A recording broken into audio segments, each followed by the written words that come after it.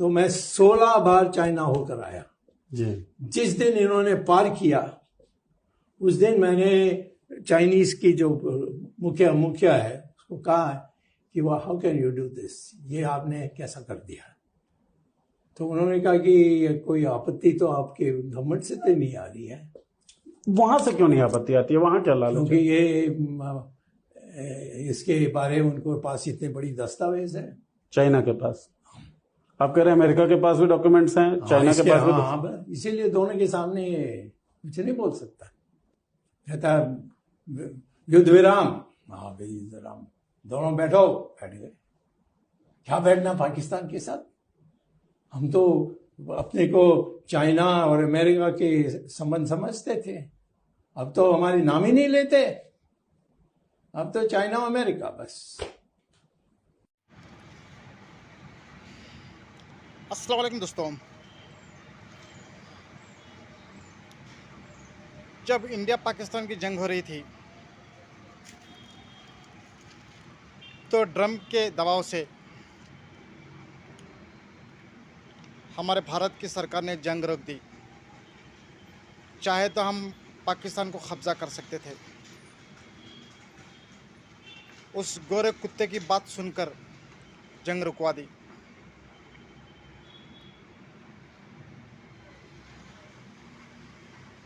एक बार नहीं 60 बार के ऊपर कह चुका है वो, इंडिया पाकिस्तान की जंग मैंने रुकवाई है करके।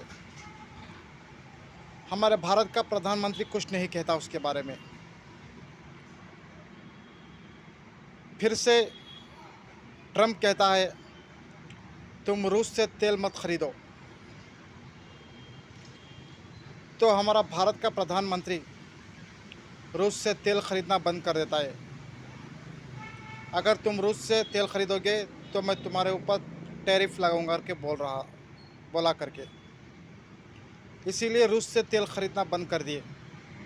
अभी वो अमेरिका से तेल खरीदेंगे। दूसरी बात, एप्स्टीन फाइल के बस भारत के ख़िलाफ़, भारत की सरकार के ख़िलाफ़ एक दो पन्ने खुले हैं। इस दो पन्नों की वजह से हमारे भारत की सरकार 500 मिलियन की डील कर चुके हैं। इसमें ज़्यादातर हमारे भारत के किसान भाइयों को तकलीफ़ होएगी। पहले ही हमारे किसान भाइयों छोटे मोटे खर्चों की तरफ से आत्महत्या कर रहे हैं। अभी यही ने बाहर से किसान का जो भी उनका उगाने का जो बीज आता है वो उधर से परचेस करके इधर के किसानों को देंगे। और भी बहुत सारे डील करके टोटल 500 मिलियन की डील कर चुके हैं। ना किसी अपोजिशन से बात की है, ना किसी से बात की है, ना किसी की राय ली है। जैसे ही दो पन्ने खुले थे 500 मिलियन की डील कर चुके हैं ये, बिना किसी पूछे। अभी पता नहीं एप्स्टीन फाइल की और कितने पन्ने खुलेंगे हमारे भारत सरकार के ख़िलाफ़, और पता नहीं हमारे कितने कॉन्ट्रैक्ट्स को इलीगली उनको हैंडल करने के लिए मंजूरी देंगे।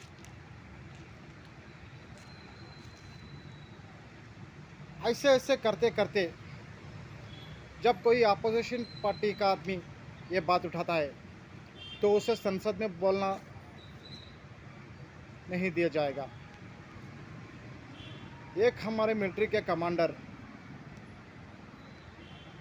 कर्नल, उनकी एक किताब की तरफ से उस बात को भी संसद के अंदर बोला नहीं गया। जैसे वो किताब के बारे में आवाज़ उठाए, उस किताब को संसद चलने नहीं दी। ऐसे ही लफड़े,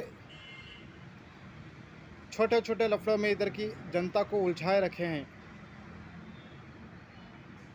जो बाहर का जो इनका गेम हो रहा है, थोड़ा पता कीजिए। ऐसे कौन सी फाइलें भारत सरकार की, जो भारत सरकार अभी प्रेजेंट जो बीजेपी की है, ऐसी कौन सी फाइलें उनके पास दबी हुई हैं, जो एक एक बाहर काटकर हमारे भारत के आवाम को नीलाम कर रही हैं, हमारी भारत की जनता को बेवकूफ़ बनाकर फिर ग़ुलामी के रास्ते में ढकला जा रहा है। अभी मैं 140 करोड़ की जनता की आवाम से एक ही गुजारिश करना चाहता हूँ, अभी वक्त है, संभल चाहिए, अभी थोड़ी हिम्मत कीजिए। अगर आप अभी हिम्मत नहीं किए तो आने वाला दौर ना हिंदू रहेगा, ना मुसलमान रहेगा, ना सिख रहेगा, ना ईसाई रहेगा। ये सबको सब बेच चुके होंगे, सबके कपड़े उतार कर नंगा कर चुके होंगे।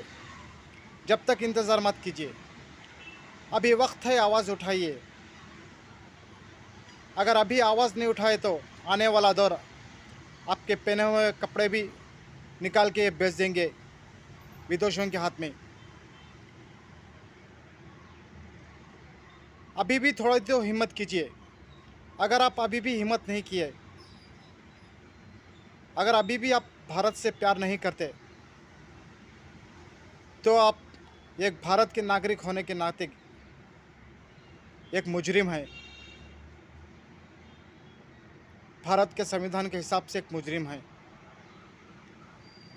अभी आपको फैसला करना है, इस पार्टी को रखना है या उखाड़ कर फेंकना है।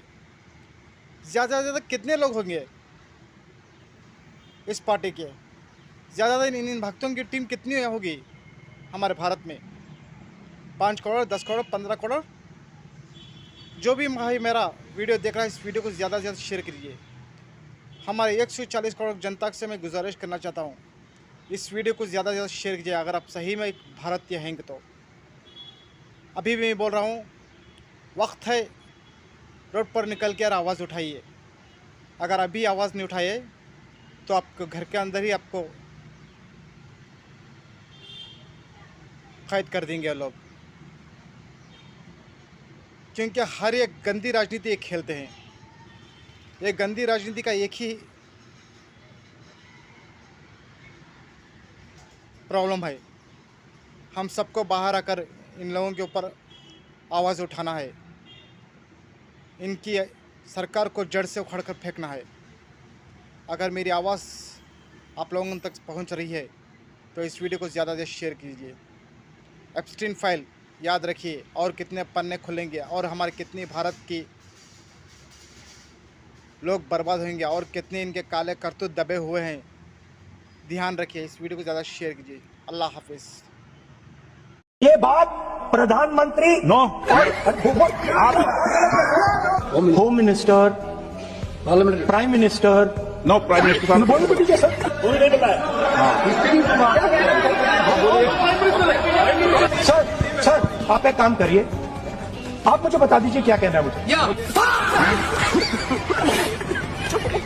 There's a man accused of bank fraud in India working with the Modi government to get advice for them from a man convicted of child trafficking in the US. I'm going to show you 2 chats that say that Anil Ambani was apparently working as the Modi government's guide, seemingly asked to get Jeffrey Epstein's help to improve India-US relations. These texts are explosive. They don't just allege that the Indian government was apparently trying to be in touch with an already convicted sex offender. They also reveal how the US government possibly delegated some of their crucial diplomatic meeting setups to a child sex offender. First, on May 24th, 2019, Reliance Group chairman Anil Ambani met Jeffrey Epstein at his house in Madison. After this meeting, Epstein texted Anil Ambani, "Today was a treat, nice seeing you." Right after this meeting, Jeffrey also texted Steve Bannon, former White House chief strategist and one of the closest aides of Donald Trump. Epstein told Bannon, "Really interesting Modi meeting," and Epstein seemingly referred to Ambani as Modi's guy. On the same day, Epstein texted Anil Ambani saying that PM Modi should meet Steve Bannon. Ambani replied, "Sure," and it seems like that was taken as the government's Banon's response. Because hours after this, Epstein told Banon Modi is on board. Now the second chat. Epstein and Ambani also met in February 2017 according to these texts. And a month after this meeting, Ambani texted Epstein, "We'll need your guidance on dealing with White House for India relationship and defense cooperation." Epstein asks, "What are you willing to give?" Ambani says, "Indian markets, whatever works." Here's where Ambani says that he was actually doing all of this on behalf of the leadership. In a text, Ambani said, "Was in Delhi. Leadership would like your help for me to meet Jared and Bannon as soon as possible. Please advise. Likely visit to DC by Prime Minister in May to meet Donald Trump. Also give assistance on that." Did the central leadership actually ask Ambani to get this help from Epstein? Or was Ambani falsely saying this for his own meetings? There's no such clarification from the government. Remember, all of this advice and insights were being taken from Epstein while he was already convicted of child prostitution in 2008. This is the same man who has been pictured with young kids and is known to be inviting his VIP friends to wild parties on his island to sexually abuse women and kids, including the most horrible and unspeakable sexual crimes that you can't even think of. And this man was apparently like family for Anil Ambani. According to these texts, Ambani even asked him for help to raise $750 million